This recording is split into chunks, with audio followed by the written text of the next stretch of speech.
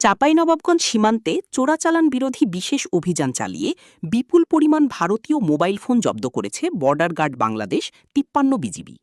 বৃহস্পতিবার ২৩শে এপ্রিল ভোররাতে শিবগঞ্জ উপজেলার মনাকষা ইউনিয়নের মনোহরপুর গ্রাম এলাকা থেকে এসব মালামাল উদ্ধার করা হয়। বিজিবি সূত্রে জানা গেছে, আজ রাত ৩টা ১৫ মিনিটে ৫৩ বিজিবির একটি বিশেষ টহল দল গোপন সংবাদের ভিত্তিতে অভিযান পরিচালনা করে। মাসুদপুর বিওপির দায়িত্বপূর্ণ সীমান্ত শূন্য লাইন থেকে প্রায় ১.৫ কিলোমিটার বাংলাদেশের অভ্যন্তরে মনোহরপুর গ্রামে এই তল্লাশি চালানো হয়। অভিযানে পরিত্যক্ত অবস্থায় ৮৮টি ভারতীয় স্মার্টফোন জব্দ করা হয়, যার আনুমানিক বাজার মূল্য প্রায় ২৮ লক্ষ টাকা। জব্দকৃত মোবাইল ফোনগুলো পরবর্তী আইনি প্রক্রিয়ার জন্য চাঁপাইনবাবগঞ্জ শুল্ক কার্যালয়ে জমা দেওয়া হয়েছে। উল্লেখ্য যে গত ৩ মাসে ৫৩ বিজিবি সীমান্ত এলাকায় ব্যাপক তৎপরতা চালিয়েছে।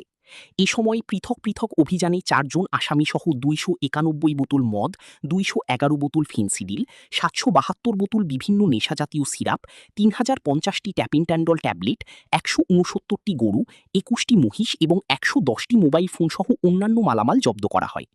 উদ্ধারকৃত এসব সামগ্রীর সর্বমোট বাজার মূল্য প্রায় ৪,৫৩,০০,০০০ টাকা। এ বিষয়ে চাঁপাইনবাবগঞ্জ ব্যাটালিয়নের ৫৩ বিজিবির অধিনায়ক লেফটেন্যান্ট কর্নেল কাজী মুস্তাফিজুর রহমান পিএসসি বলেন, সীমান্ত সুরক্ষা নিশ্চিত করতে এবং সরকারের মাদকের বিরুদ্ধে জিরো টলারেন্স নীতি বাস্তবায়নে বিজিবি নিরলসভাবে কাজ করে যাচ্ছে। চোরাচালান প্রতিরোধে আমাদের এই কঠোর অবস্থান বজায় থাকবে। তিনি আরও জানান, বর্তমানে জ্বালানি ও ভূর্জতিল চোরাচালান রোধী সীমান্ত এলাকা ও নদীপথে অতিরিক্ত বিশেষ টহল, চেকপোস্ট এবং গোয়েন্দা নজরদারি কয়েকগুণ বৃদ্ধি করা হয়েছে। চাঁপাইনবাবগঞ্জ থেকে আজিম উদ্দিন।